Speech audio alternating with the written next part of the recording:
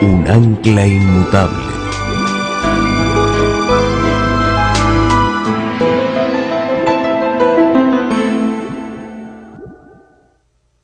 Vamos a inclinar nuestros rostros antes de comenzar nuestro estudio esta noche. Nuestro Padre, nuestro Dios, te damos gracias por el privilegio de encontrarnos una vez más en este local para estudiar tu palabra, para escuchar tu voz. Te pedimos, Señor, que a través del ministerio de tu Espíritu Santo te acerques a nosotros. Te rogamos especialmente por aquellas personas que están en el valle de la indecisión. Te ruego, Señor, que tu Santo Espíritu les hable de una forma clara y diáfana en esta noche. Te damos gracias por el privilegio de acercarnos a tu trono y gracias por escuchar nuestra oración, pues te lo pedimos en el nombre de Jesús. Amén. La Iglesia Adventista del Séptimo Día tiene un concepto muy particular del juicio. Si ustedes le preguntan a la mayoría de los cristianos en cuanto al juicio, ellos probablemente les van a decir que el juicio se realiza en el momento de la segunda venida de Cristo. Y ciertamente la Biblia indica de que ese es un aspecto del juicio. Pero el concepto bíblico del juicio es mucho más amplio que solamente la segunda venida de Jesús. En efecto, el concepto adventista del juicio enseña que el juicio se compone de tres fases o de tres etapas. Y esas etapas cubren no solamente horas o días o años, sino siglos. Es decir, el juicio se debe entender en tres partes distintivas. Y esta noche yo quiero hablarles del concepto bíblico del juicio.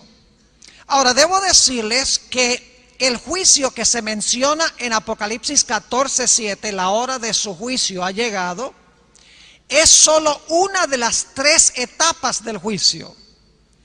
Así que esta noche no nos vamos a atener solamente al juicio o a la etapa que se menciona en Apocalipsis 14:7.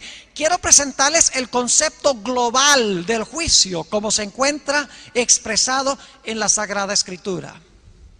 Vamos a encontrar en nuestro estudio de esta noche que la razón por la cual Dios desempeña el juicio en tres etapas o en tres fases es porque el gran conflicto entre el bien y el mal y el plan de la salvación tiene un propósito mucho más amplio que el de salvar al ser humano. El mal no existe solamente en este planeta.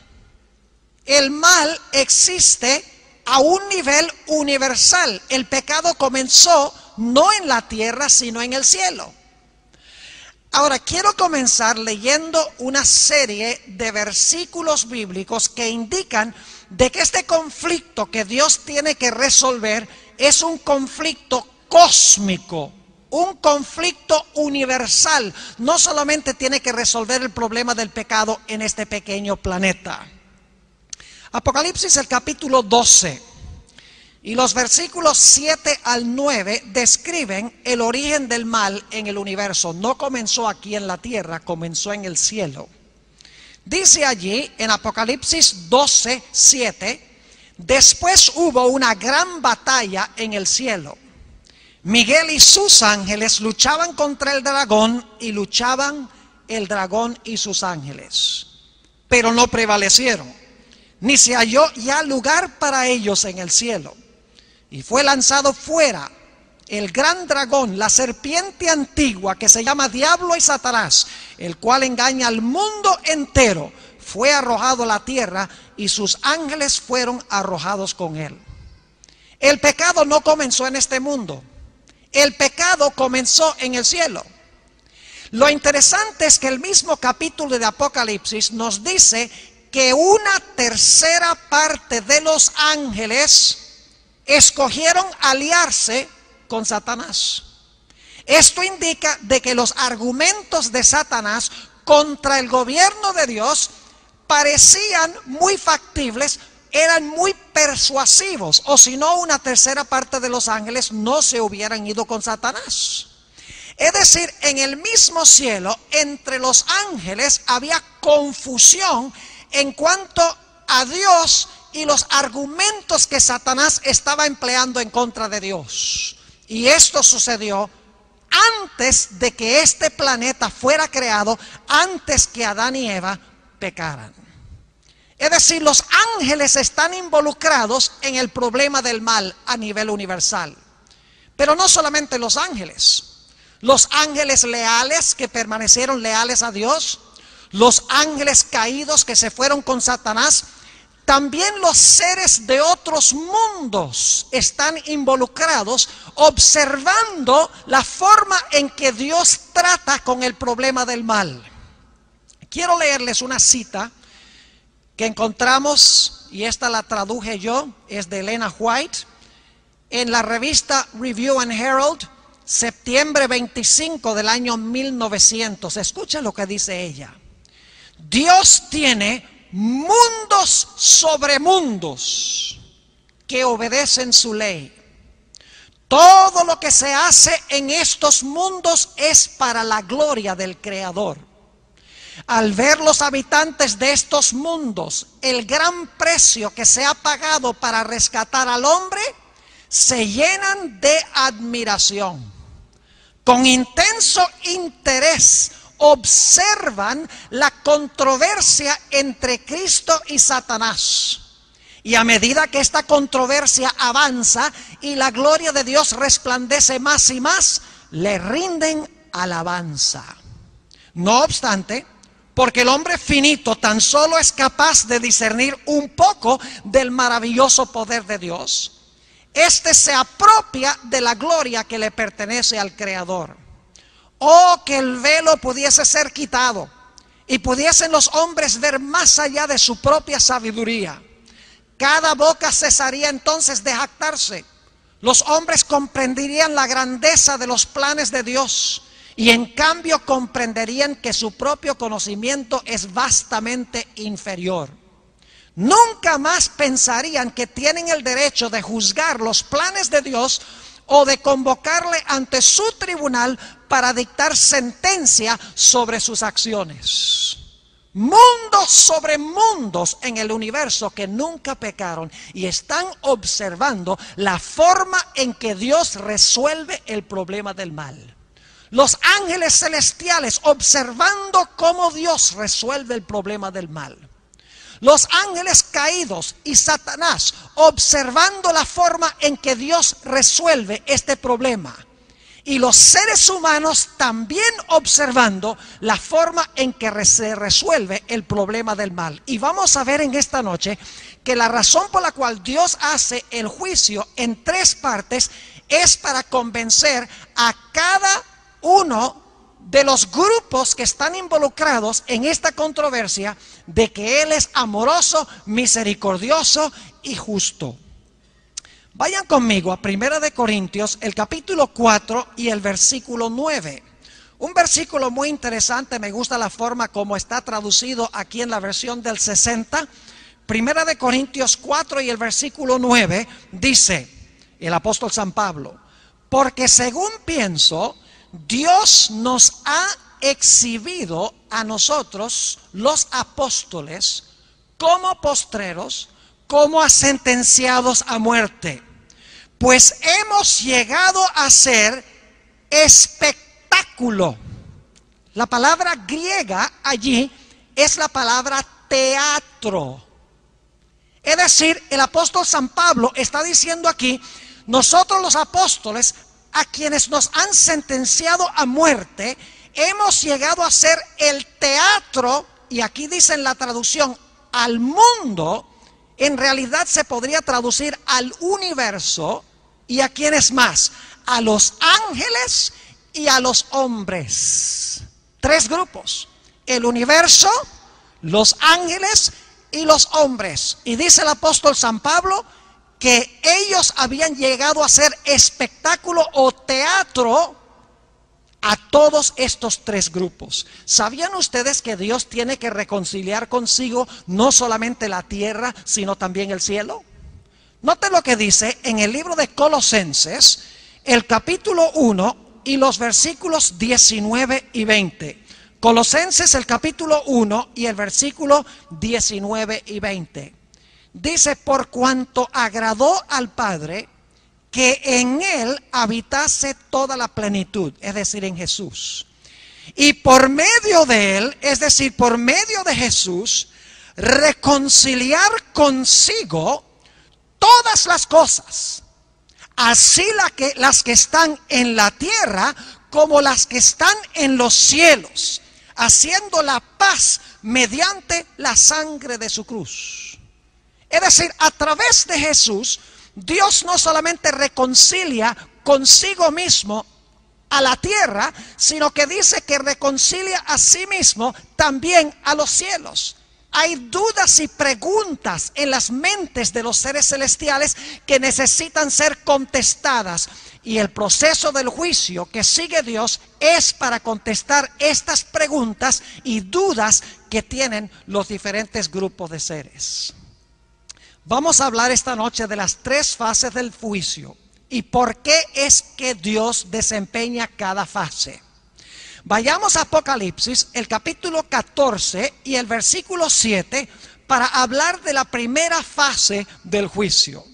Apocalipsis 14 y el versículo 6 y 7, vamos a leer el 6 para el contexto.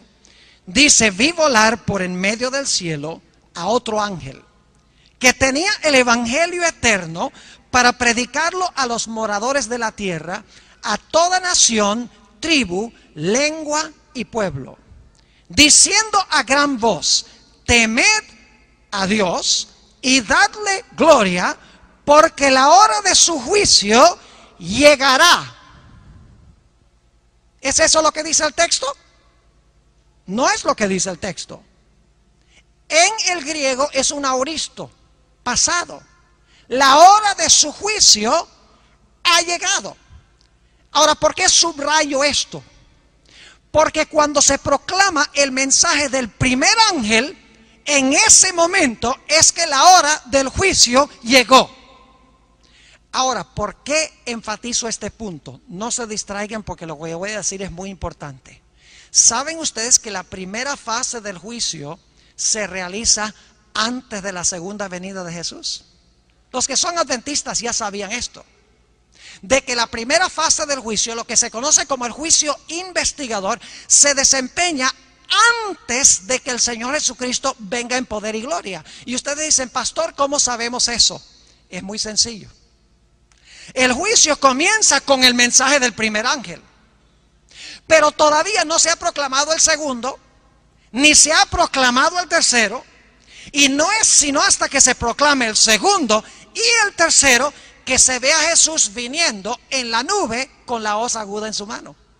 Es decir, el juicio comienza en el momento cuando el primer ángel da su mensaje, pero todavía falta el segundo, todavía falta el tercero, y luego Cristo viene. Eso indica de que el juicio comienza con el mensaje del primer ángel. Tiene que ser antes de la segunda venida, porque es antes del mensaje del segundo y del tercer ángel, antes de que se vea a Jesús sobre la nube. Es decir, la primera fase del juicio se realiza antes de la segunda venida de Jesús. ¿Y saben ustedes a dónde se realiza ese juicio? El libro de Daniel lo explica. Daniel, el capítulo 7. Daniel, el capítulo 7. Y necesito darles un poquito de trasfondo aquí para que podamos tener en cuenta los versículos específicos que voy a leer. Daniel 7 presenta 4 bestias. Y la cuarta bestia tiene varias características. Para los adventistas esto es un repaso. El león en Daniel 7 representa ¿qué reino?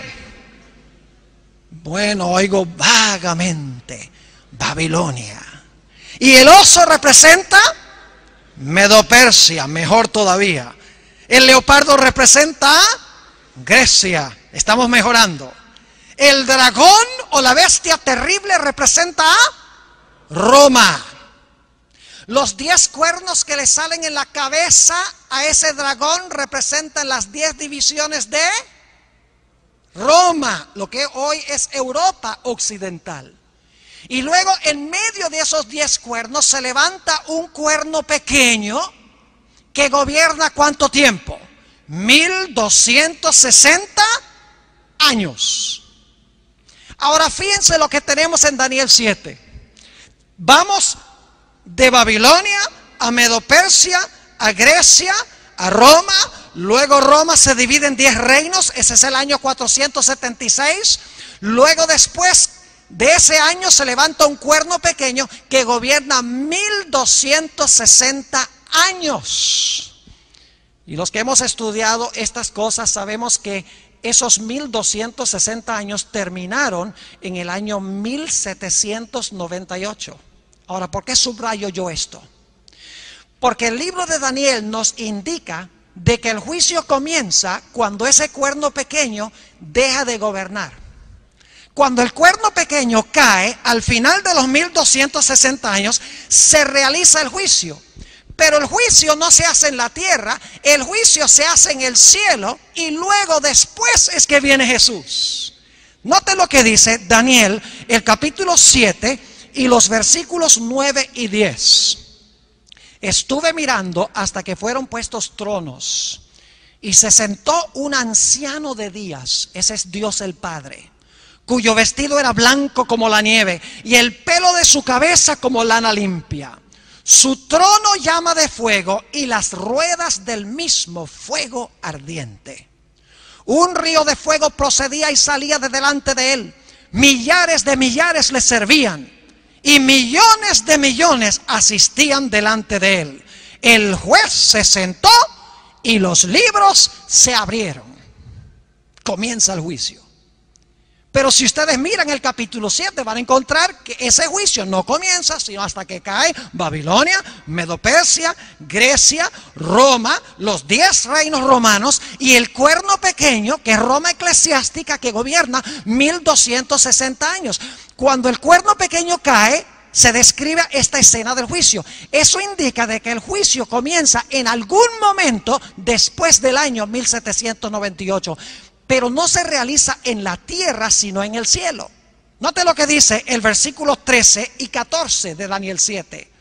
Dice, miraba yo en la visión de la noche, y he aquí con las nubes del cielo, venía uno como un hijo de hombre, que es Jesús, que vino hasta ¿dónde?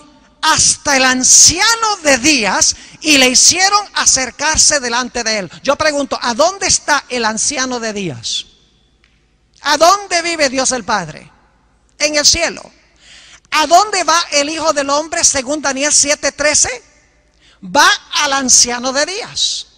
Y va para desempeñar una obra de juicio. Porque noten lo que dice el versículo 14. Y le fue dado dominio, gloria y reino, para que todos los pueblos, naciones y lenguas le sirvieran. Su dominio es dominio eterno que nunca pasará y su reino uno que no será destruido. Es decir, en el juicio celestial, después de 1798, antes de la segunda venida de Jesús, se desempeña esta actividad del juicio y el Señor Jesucristo recibe allá el reino. Aún antes de venir a tomar el reino aquí en el planeta Tierra, en el momento de su segunda venida. El primer ángel nos dice que la hora del juicio de Dios comienza antes de la segunda venida. Daniel 7 también nos indica de que el juicio comienza antes de la segunda venida y el juicio se hace en el cielo en esta etapa antes de la segunda venida. Vayan conmigo a 2 de Corintios, el capítulo 5 y el versículo 10 para que veamos qué es lo que se hace durante este juicio. 2 de Corintios, el capítulo 5 y el versículo 10. Muy importante este texto porque algunos dicen que los cristianos no van a ser juzgados. Pero fíjense lo que dice la Biblia. Porque es necesario que todos nosotros comparezcamos ante el tribunal de Cristo, para que cada uno reciba según lo que haya hecho mientras estaba en el cuerpo, sea bueno o sea malo. Ahora tenemos un problema, y es este. Si el juicio se realiza antes de que Cristo venga, y el juicio se realiza en el cielo, ¿cómo es que nosotros podemos comparecer ante el gran tribunal de Cristo? ¿Acaso vamos a tomar un cohete y nos vamos a ir al cielo cuando llegue nuestro nombre a presentarse en el juicio? ¿O será que hay otra explicación? ¿Saben ustedes que la Biblia dice que Dios guarda un registro de nuestra vida en los libros celestiales? Y en el juicio, nosotros no comparecemos personalmente en el juicio, porque es antes de que Cristo venga, todavía estamos en la tierra, y no se realiza en la tierra, sino en el cielo. Es decir, nosotros comparecemos ante el tribunal de Cristo a través de nuestros registros. Y mañana en la mañana voy a ampliar un poquito más esto, porque Dios tiene una copia exacta en el cielo de cada una de nosotros.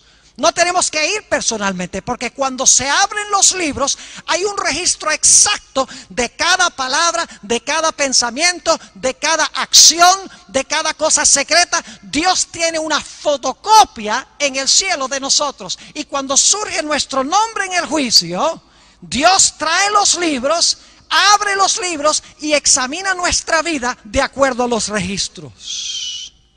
Cuando termine este juicio, se van a pronunciar las terribles palabras de Apocalipsis 22 y el versículo 11. Fíjense qué palabras tan solemnes. Dice: el que es injusto, sea injusto todavía. El que es inmundo, sea inmundo todavía.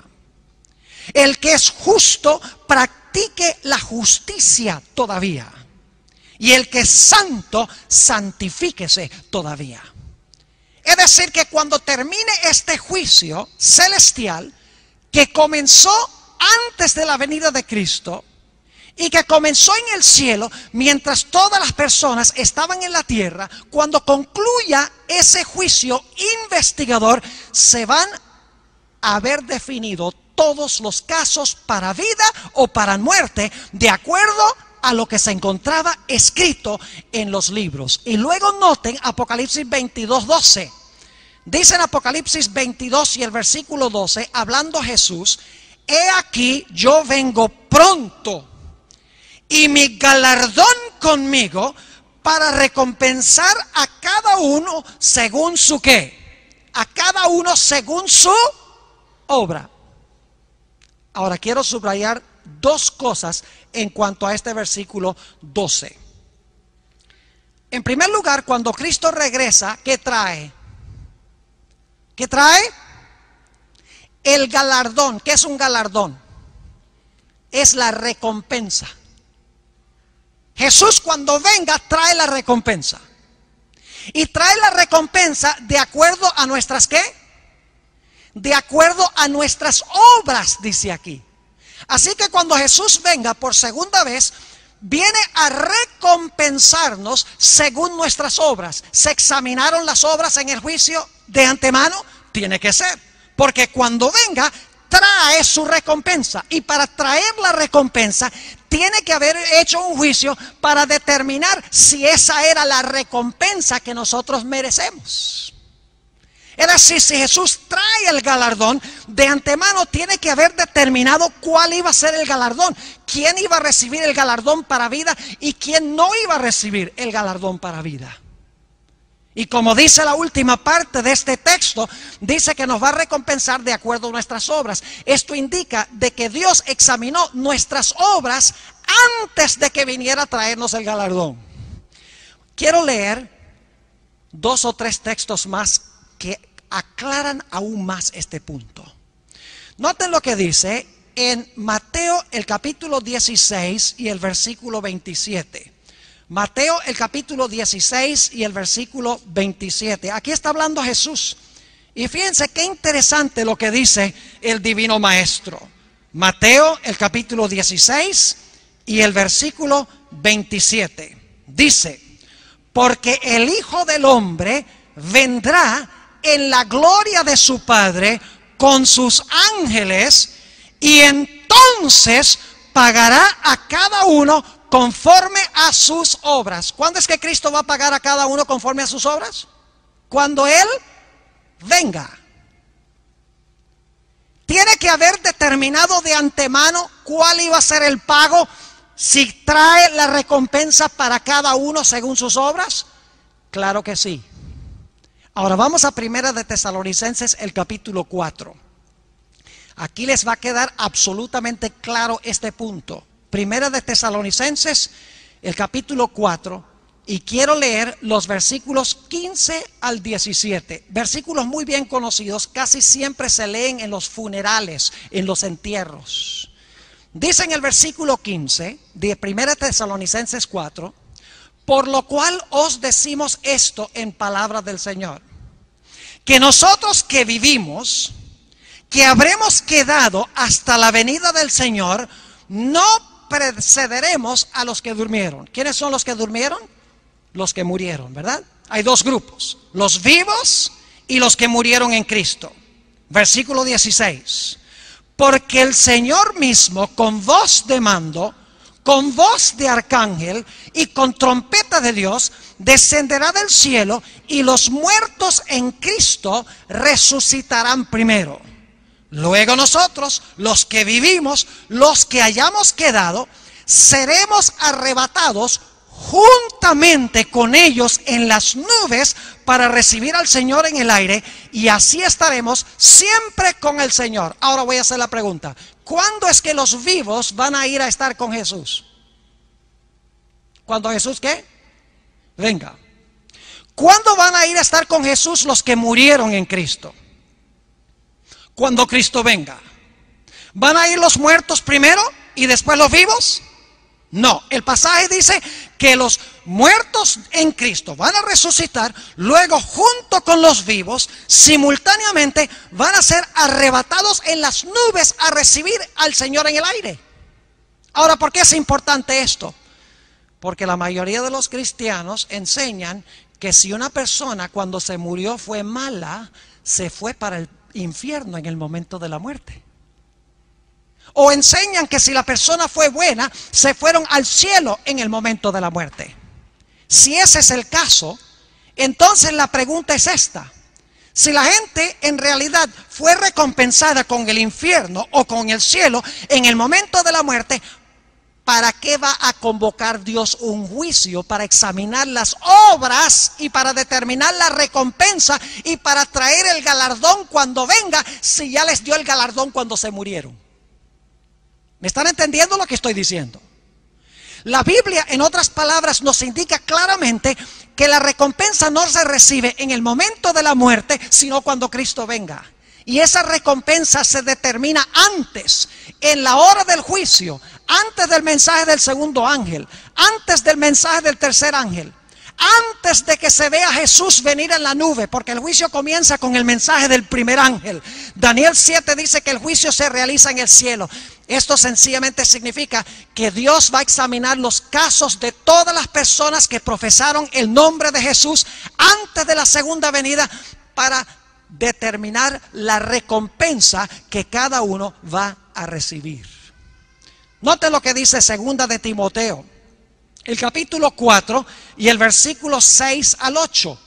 ¿Cuándo esperaba el apóstol Pablo recibir su galardón? ¿En el momento de la muerte? Ciertamente no.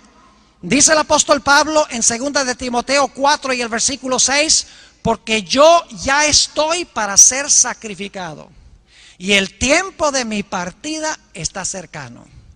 He peleado la buena batalla, he acabado la carrera, he guardado la fe. Por lo demás, me está guardada la corona de justicia, la cual me dará el Señor, juez justo, en aquel día. Y no solo a mí, sino también a todos los que aman su venida. ¿Cuándo es que el apóstol Pablo esperaba recibir la corona de la recompensa? Dice que la iba a recibir con todos aquellos que aman la venida de Jesús en el momento cuando Cristo venga. Es decir, si ese es el caso, entonces el apóstol Pablo no recibió su recompensa celestial cuando murió. Ningún cristiano que murió en Cristo recibe su recompensa en el momento cuando se muere, porque en algún momento antes de la segunda venida su nombre va a surgir en el juicio, se va a examinar su vida. Cuando se determine que murió en Cristo o que vivió en Cristo, entonces va a venir Cristo a recompensar a sus hijos con la vida eterna. Ahora inmediatamente nos preguntamos, ¿por qué razón es que Cristo desempeña este juicio antes de su segunda venida solamente con los que murieron en Cristo y con los que están vivos en Cristo? Porque no examina los casos de los impíos, de los malos. Solamente examina los casos de los justos. En un momento vamos a ver eso claramente. ¿Qué urgencia hay antes de la segunda venida de examinar los casos de aquellas personas que murieron en Cristo y que vivieron en Cristo? Ustedes saben la respuesta. Cuando Cristo venga en su segunda venida, Él tiene planes de llevarse a los que vivieron en Él y a los que murieron en Él, ¿a dónde? Al cielo. Pero antes de llevárselos al cielo, tiene que determinar en el juicio a quiénes son los que se van a llevar. Ahora, Dios sabe todas las cosas. Dios no necesita libros, Dios no necesita registros, pero los ángeles celestiales y los seres de otros mundos no pueden leer la mente, no conocen la condición íntima de cada ser humano que profesó el nombre de Jesús. ¿Saben que hay personas que profesaron el nombre de Jesús que en realidad fueron falsos creyentes? No todo el que me dice Señor, Señor entrará en el reino de los cielos, mas el que hiciere la voluntad de mi Padre que está en los cielos. Muchos me dirán en aquel día, Señor, Señor, no echamos demonios en tu nombre. Señor, Señor, no hicimos señales en tu nombre. Señor, Señor, no profetizamos en tu nombre. Eran cristianos porque profesan el nombre de Jesús. Y Jesús va a decir, no os conozco, apartaos de mí, obradores de maldad. Hay creyentes falsos que aparentan ser muy buenos.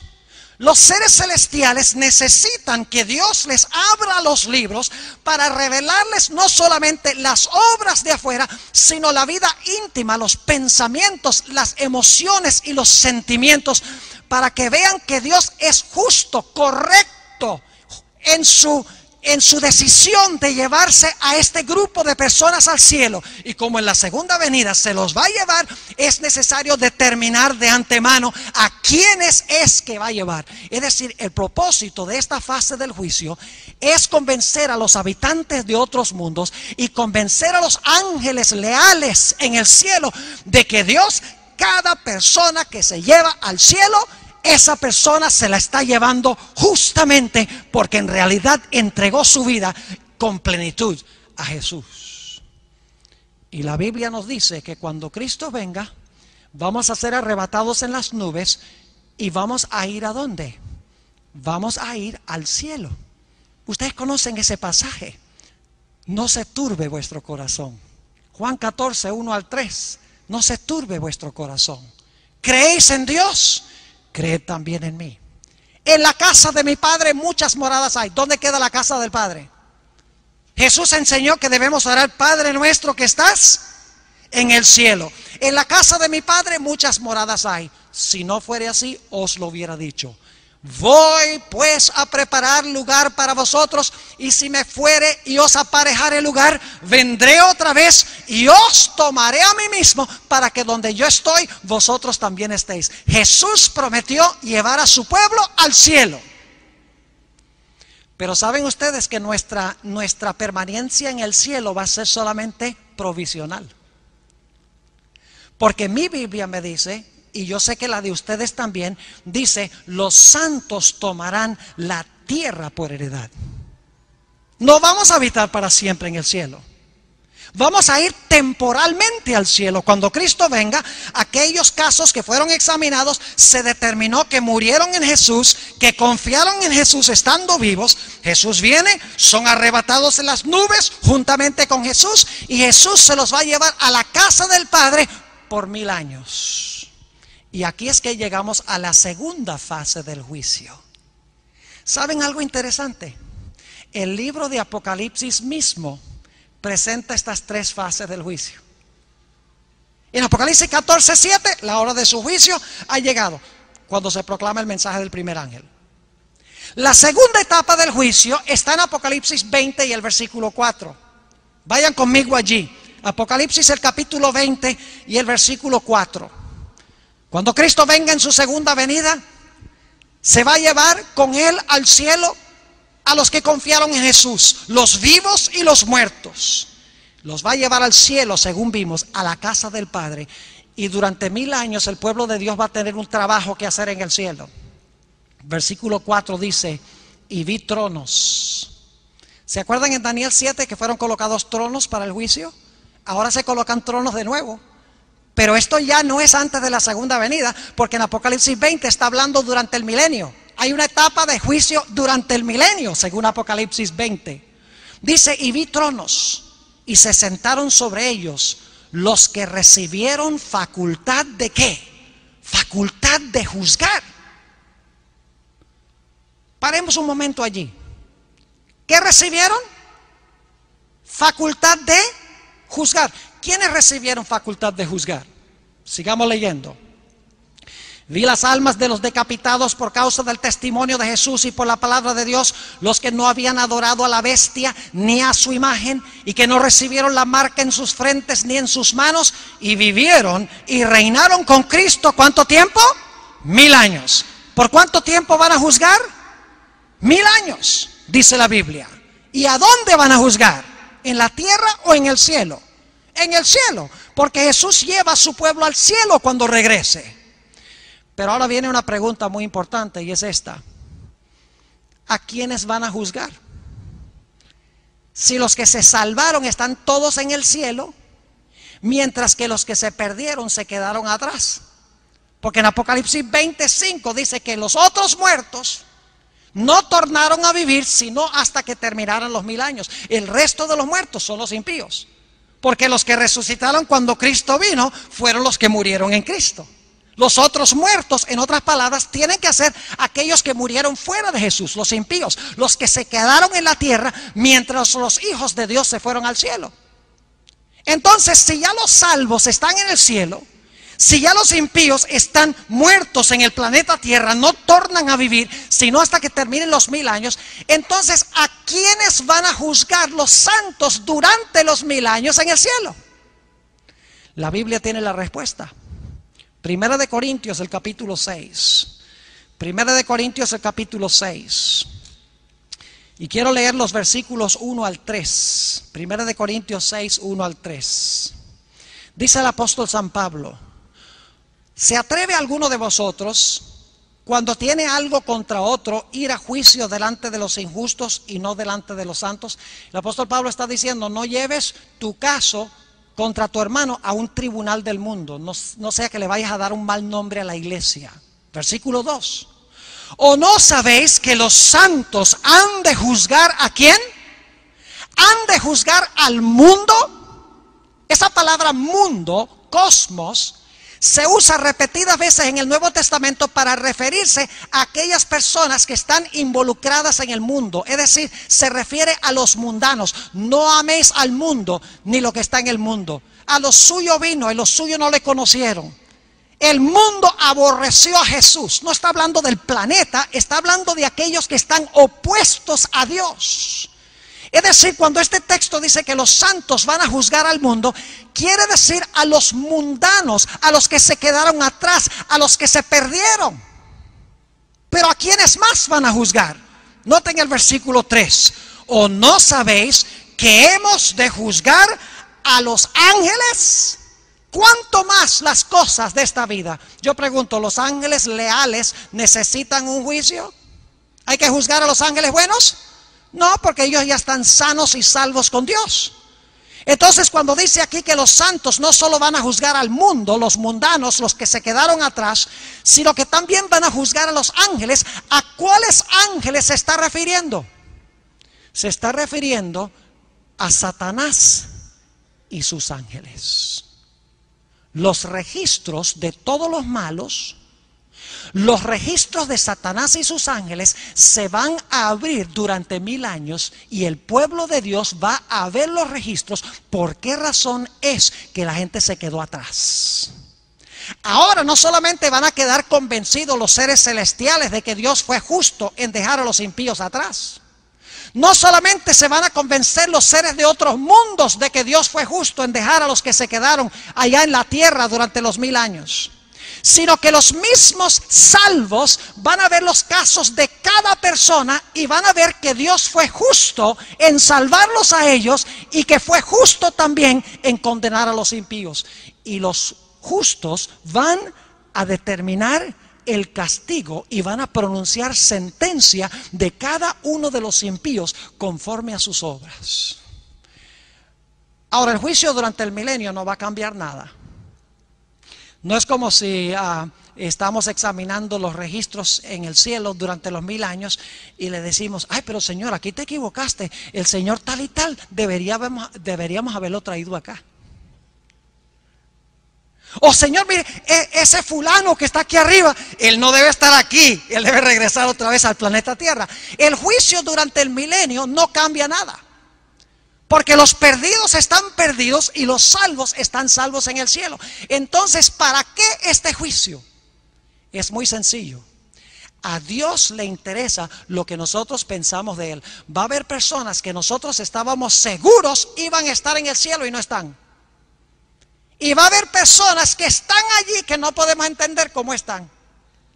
Por ejemplo, uno de los encuentros que yo quiero ver con mis propios ojos es el encuentro de Saulo de Tarso con Esteban. Óigame, eso va a ser espectacular. No me lo pierdo por nada. Porque lo último que vio Esteban cuando le estaban apedreando era Saulo de Tarso, quien más adelante llegó a ser el apóstol Pablo, animando a la muchedumbre de que le tirara piedras a Esteban. Lo último que vio Esteban fue eso. Y ahora imagínense ustedes en el cielo, durante los 1000 años, Saulo de Tarso se va a salvar. Leímos los versículos donde dice: he peleado la buena batalla, he guardado la fe, yo sé que Dios me tiene la corona. Esteban también se va a salvar porque vio los cielos abiertos, estuvo dispuesto de morir por Jesús. Y ahora llega el momento en el cielo cuando está caminando Saulo de Tarso en una dirección y está caminando Esteban en la otra dirección. Y de repente se para Esteban y mira, ¿cómo? ¡Saulo! No puede. ¿Saulo de Tarso? No puede ser Saulo de Tarso. Sí, dice Saulo de Tarso. Dice el apóstol Pablo: Cristo también me redimió a mí. ¡Qué glorioso encuentro! Va a haber mucha gente en el cielo que tuvo obras malísimas y vamos a decir: ¿por qué razón están estas personas aquí? Se va a demostrar en los registros que a pesar de que llevaron vidas impías por un tiempo, finalmente entregaron sus vidas a Jesús. Vencieron el pecado por la gracia de Jesús. Y a pesar de que eran pecadores, fueron incluidos entre los redimidos. Pero va a haber mucha gente que esperábamos ver allí y no están. Mucha gente que fue aparentemente buena en la tierra, aún ante los seres celestiales, fueron buenos. Porque ese pastor fulano que era tan bueno, ayudaba a la gente, se veía tan bien. ¿Por qué no está aquí? Cuando se hablan los registros, se va a revelar que ese pastor tenía problemas con pornografía en el internet. Que tenía pensamientos impuros. Que tenía sentimientos indebidos en su corazón que no se podía ver, porque los seres celestiales no pueden leer la mente, ni pueden mirar el corazón, pero Dios registra eso para que cuando esas personas estén ausentes, digamos: Señor, fuiste absolutamente justo en dejar atrás a todos ellos, porque hemos mirado todos los casos. Misericordioso y justo eres, y Señor, eres correcto y justo en traerte a tus hijos aquí al cielo. Y cuando termine el milenio, los seres celestiales, los ángeles leales y todos los redimidos van a concordar de que Dios es justo y verdadero. Pero falta un grupo por convencer: los que se quedaron atrás. Vayan conmigo a Apocalipsis 20. Otra etapa del juicio. Fíjense, este no es un invento de la iglesia adventista. Las tres etapas del juicio las menciona Apocalipsis. Apocalipsis 14:7, la hora de su juicio ha llegado, antes de la segunda venida. En Apocalipsis 24, se le da facultad a los hijos de Dios de juzgar durante los 1000 años. Ahora vamos a ver una etapa del juicio que se realiza después de los 1000 años. ¿Y a quiénes querrá Dios convencer de que Él es justo y verdadero y misericordioso después de los 1000 años? ¿A quiénes falta por convencer? Díganme ustedes. Solamente a Satanás y sus ángeles y los impíos. Y ustedes dicen, ¿acaso Dios tiene que convencer a Satanás y sus ángeles y los impíos porque ellos se perdieron? Sí, Señor. Porque Dios no va a dejar ningún cabo sin atar. Cuando se termine la gran controversia entre el bien y el mal, todo el universo, fiel e infiel, se va a inclinar ante el trono de Dios y va a decir: justos y verdaderos son tus caminos, oh Jehová. El mismo Satanás y sus ángeles y los impíos van a admitir, después de ver sus registros, de que su exclusión del cielo fue justa. Yo puedo amar a un Dios que se preocupa por su universo de esa manera. Dios podría haber dicho: yo no necesito ningún juicio. Estos se salvaron y estos se perdieron. ¿Y por qué, Señor? Porque yo sé todas las cosas. ¿Qué clase de Dios es ese? Dios quiere que sus criaturas entiendan por qué se salvan los salvos y por qué se pierden los perdidos. Porque si no van a haber dudas en las mentes de los hijos de Dios. Por eso Dios va a convencer a cada criatura que jamás haya vivido en la historia del universo de que Él es justo y que Él es misericordioso y verdadero en su forma de tratar el mal. Apocalipsis 20 y el versículo 11 al 15 tiene la última etapa del juicio. Es después del milenio. Ahora escuchen bien. Después del milenio resucitan los otros muertos. Porque dice que no tornaron a vivir los otros muertos sino hasta que pasaran ¿qué? Los 1000 años. Los otros muertos tienen que ser los impíos, porque los muertos en Cristo resucitaron a la segunda venida y se fueron al cielo durante 1000 años. Es decir, los otros muertos son los impíos. Y no solamente tenemos Apocalipsis 25 que dice eso, sino que podemos claramente discernirlo por la siguiente manera. Los impíos, según Apocalipsis 20 y 21, van a sufrir la muerte segunda. La muerte segunda. Pregunta: si van a sufrir la muerte segunda, ¿tiene que haber una muerte primera? ¿Qué les parece? ¿Puede haber una muerte segunda sin una muerte primera? Claro que no. ¿Puede usted decir: mire, este es mi segundo hijo, sin haber tenido uno? Claro que no. Segunda muerte significa que tiene que haber muerto una vez. Ahora escuchen, ¿cuándo fue que murieron? Vamos a mirar esto. Hablemos en primer lugar de los hijos de Dios. Los hijos de Dios todos nacieron de su madre, nacieron a su primera vida. Vivieron su vida, recibieron a Jesús, por el poder de Dios vencieron el pecado en su vida. Cuando murieron, murieron en Cristo. Murieron por primera vez. Cuando Cristo venga, van a ser resucitados y van a vivir con Jesús para siempre. Pero con los impíos es diferente. Porque los impíos también nacieron de su madre. También ellos vivieron su primera vida. Y cuando Cristo venga por segunda vez, según Apocalipsis 19, 21, ellos van a ser destruidos. Es decir, todos los impíos van a morir. Pero ese no es su castigo final, porque no han sido juzgados todavía. Son juzgados durante los 1000 años, como ya vimos. Y Dios no los va a castigar sin antes juzgarlos. El castigo de los impíos por sus pecados no es la muerte que sufren cuando Cristo venga. No es la primera muerte. Esto indica que después de los 1000 años van a resucitar a una segunda vida, por así decirlo. Y solo resucitando después del milenio a una segunda vida pueden sufrir, ¿qué cosa? Pueden sufrir muerte segunda. Es decir, el castigo por sus pecados es muerte segunda. Su primera muerte cuando Cristo venga no es el castigo por sus pecados. Mueren a la segunda venida. Durante los 1000 años sus casos son examinados. Después del milenio resucitan, y ahora vamos a ver que Dios les va a abrir los libros a ellos para mostrarles sus vidas. Después que confiesen que Dios es justo, entonces se va a ejecutar la sentencia en contra de ellos. Dicho sea de paso, el juicio durante el milenio es como un trabajo de auditoría. ¿Qué hace un auditor? El propósito de un auditor es cambiar los libros, ¿verdad? Hacer trampa en los libros. Claro que no. El propósito del auditor es ver si se llevó bien la contabilidad.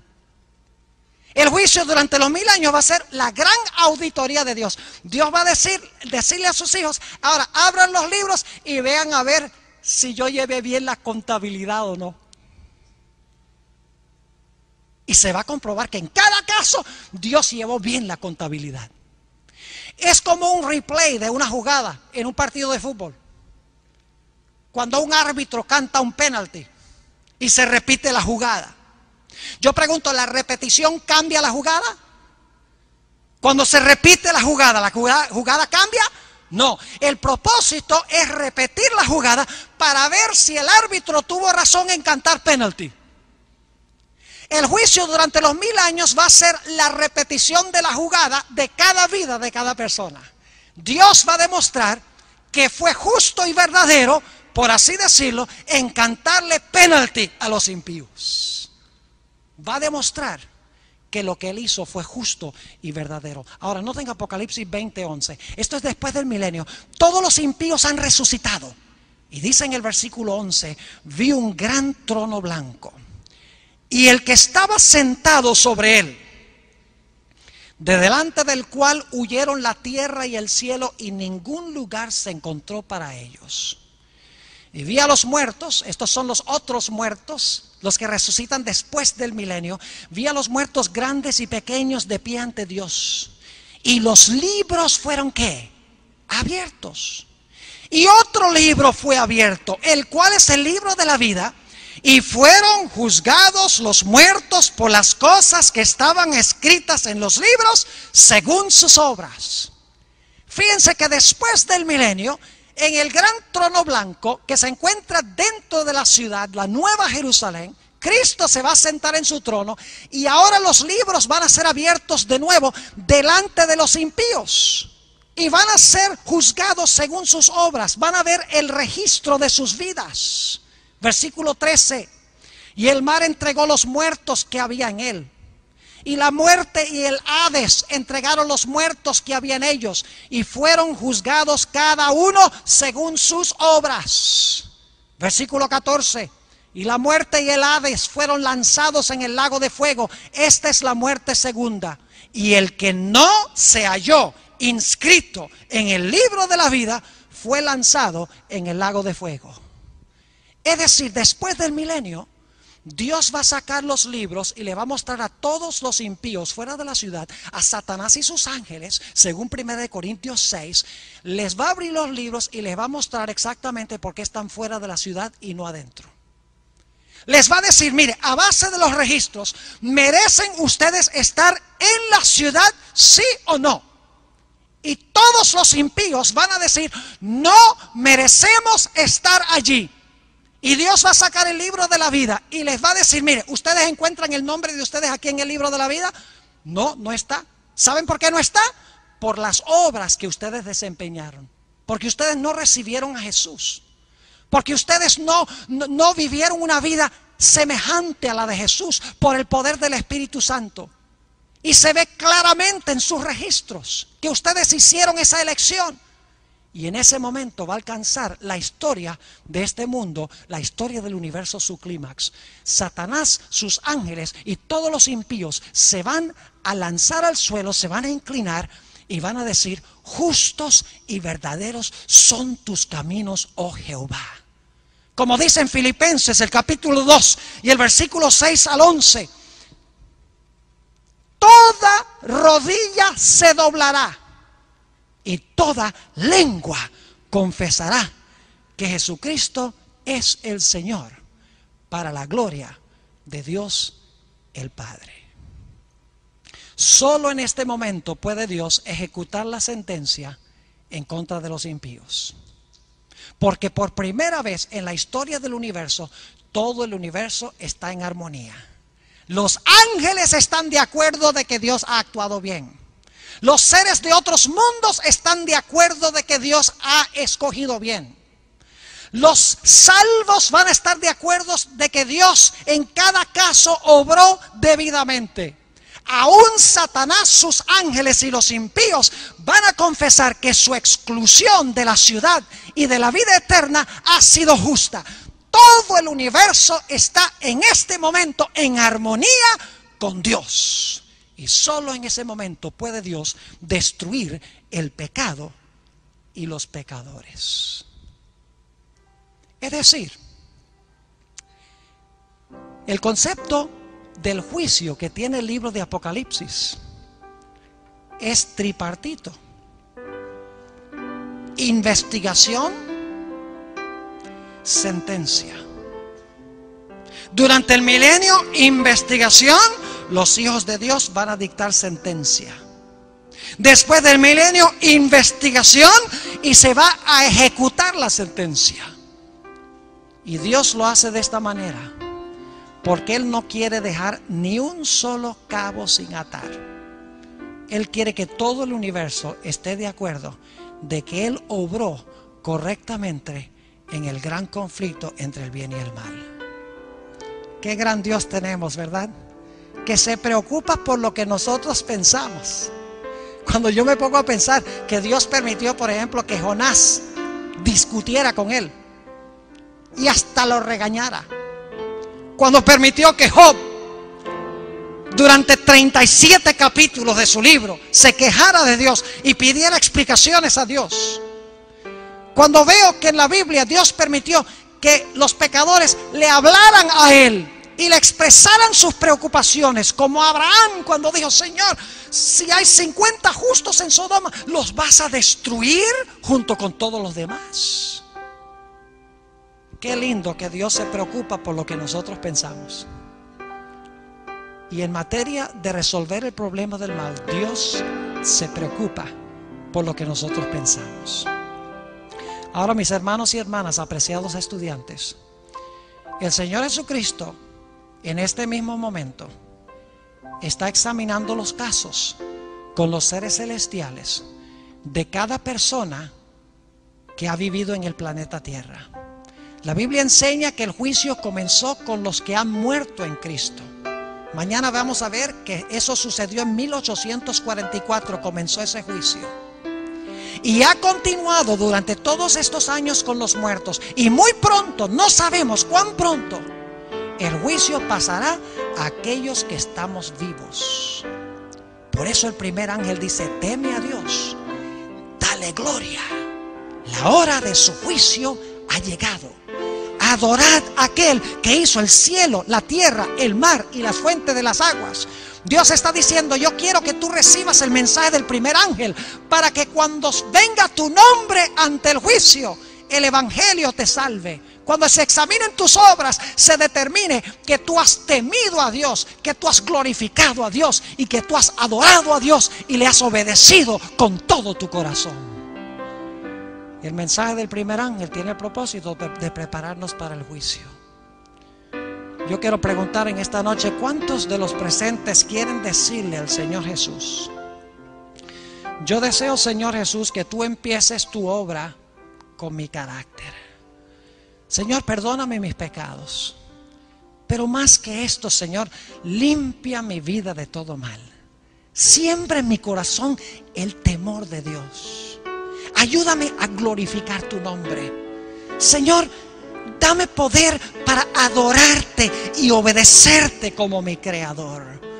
Hay alguien en esta noche que quiere decirle a Jesús: yo quiero que tú hagas esa obra en mi vida, porque cuando mi nombre surja en el juicio, yo quiero que el Señor Jesucristo me halle en Él sin mancha, ni arruga, ni cosa semejante.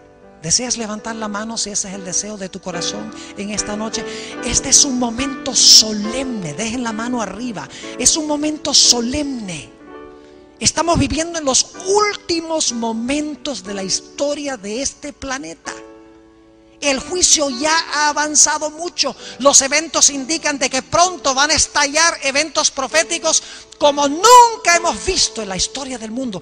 Ahora es el tiempo de arreglar nuestra relación con Dios. Doy gloria a Dios por aquellos que han levantado la mano. Ahora yo quiero ir un paso más allá. Aquí hay personas que hasta el momento no han tomado el paso ni siquiera de entregar su vida a Jesús a través del bautismo. ¿Saben que en el bautismo es el momento cuando iniciamos nuestra vida cristiana? Es el momento cuando nacemos en el reino de Jesús. El bautismo por inmersión. Nacemos, por así decirlo, del vientre, y ahora empezamos a crecer en Jesús.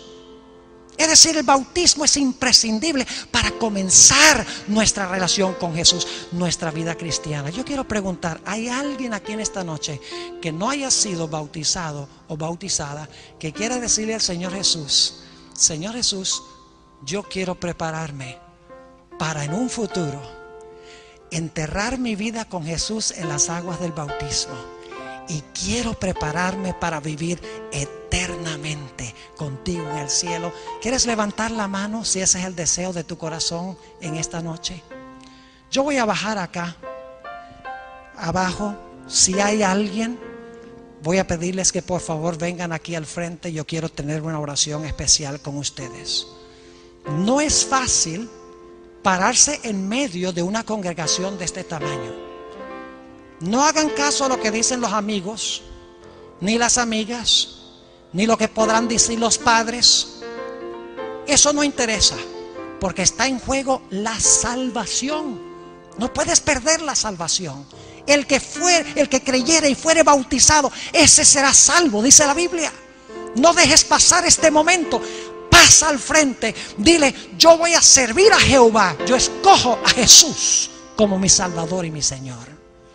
Gloria a Dios por estas almas preciosas. Por favor, miren a la congregación. Yo sé que hay más esta noche aquí que necesitan tomar su decisión. Saben, a veces pensamos: bueno, yo lo puedo hacer mañana o en el futuro. Escuchen bien: mañana no es nuestro. En un minuto no es nuestro. Porque la Biblia dice que hoy es el día de la salvación. Yo puedo no estar vivo en un minuto. Les podría relatar historias, casos. Por eso es vital que esta noche, si el Espíritu Santo está llamándote, que tú vengas al frente aquí y tomes tu posición parado delante de esta congregación, parada delante de esta congregación, diciendo: yo escojo como mi Salvador a Jesús. Quiero nacer y quiero crecer en su reino. Gloria a Dios, gloria al Señor. ¿Alguien más en esta noche? Siempre me da miedo terminar un llamado, porque yo sé que hay personas en el valle de la indecisión y se pueden ir a sus casas, y puede ser que el Espíritu Santo nunca los llame de la forma como los está llamando en esta noche. Puede ser que nunca escuchen la voz tan fuerte como la están escuchando ahora. Solo voy a tomar unos pocos instantes más y voy a orar por este precioso grupo que ha venido al frente. Amén. Ese amén estuvo muy débil. ¿Están contentos por estas almas que han respondido al llamado de Dios? ¿Sí o no? Amén. Amén. Bueno, débil. Gloria a Dios. Mire qué lindo grupo. Gloria al Señor. Solo unos pocos instantes más y luego voy a orar. Vamos a ir a nuestras casas. No sabemos qué pasará. Hay muchos más aquí. Yo sé. ¿Alguien más en este instante, antes de nuestra oración, que quiera con valentía decirle: sí, Jesús, yo también escojo venir al frente, escojo responder a tu llamado? ¿Alguien más? Unos pocos instantes y voy a orar. Gloria a Dios. Yo sabía que había alguien más. Y hay otros. Hay otros. Por favor, vengan. Niños también. Mire qué lindo los niños. Ellos no se ponen a pensar, bueno, ¿qué van a pensar los compañeros? ¿Qué van a pensar los padres? Por eso Jesús dice que debemos ser como niños. Escuchar la voz de Dios y venir al frente sin pensarlo dos veces. ¿Qué hay de más importante que amistarnos con Jesús? Gloria a Dios, qué lindo grupo. Voy a tener ahora una palabra de oración. Si hay alguien más aquí en esta noche que Dios te está hablando, el Espíritu Santo te está hablando al corazón, yo sé que hay. Yo sé que algunos tienen una lucha intensa en su alma en este momento. Si durante la oración tú quieres decirle sí a Jesús, colócate de pie a donde estés y ven al frente. Te ruego que lo hagas. Oremos. Padre celestial, te damos gracias porque tú nos has dado la esperanza de la vida eterna siendo pecadores. Señor, no podemos entender la maravilla de tu amor, pero podemos aceptarlo. Te honro y te glorifico, Señor, en esta noche por estas personas que han venido al frente. No es fácil pararse delante de un grupo como este, pero tu Espíritu Santo las has traído aquí al frente. Te ruego, Señor, que muy pronto estas personas puedan tomar ese glorioso paso del bautismo y comenzar su vida como bebés espirituales en el reino de Jesús. No permitas que Satanás ni nadie lo desanime. Y yo sé que hay otros aquí en esta noche, Señor. Hay una lucha feroz en su corazón. Satanás susurrando, no respondas. Y Jesús, el Espíritu Santo, obrando, diciendo, responde. Te ruego, Señor, que tu Espíritu prevalezca en los corazones de estas personas. Vemos patente en este momento la gran controversia entre el bien y el mal en vidas individuales. Mi querido hermano y hermana, preciada visita, antes de terminar la oración te hago un último llamado para que vengas al frente, escuchando la voz de Jesús. ¿Alguien más en esta noche que quiere decirle, sí, Jesús, yo escojo tus caminos, quiero que seas mi Salvador? ¿Alguien más? Padre, te doy gracias una vez más por los que han venido al frente. Te ruego que continúes trabajando con los corazones de aquellos que deberían haber respondido. Señor, extiende el periodo de gracia y que antes que termine esta semana puedan también pararse y tomar su posición con Jesús. Gracias, Señor, por estas almas. Gracias por aquellos con los cuales trabajarás. Gracias por aquellos que son bautizados. Me acerco a tu trono humildemente, pidiendo que bendigas a cada grupo en el precioso nombre de Cristo Jesús. Amén.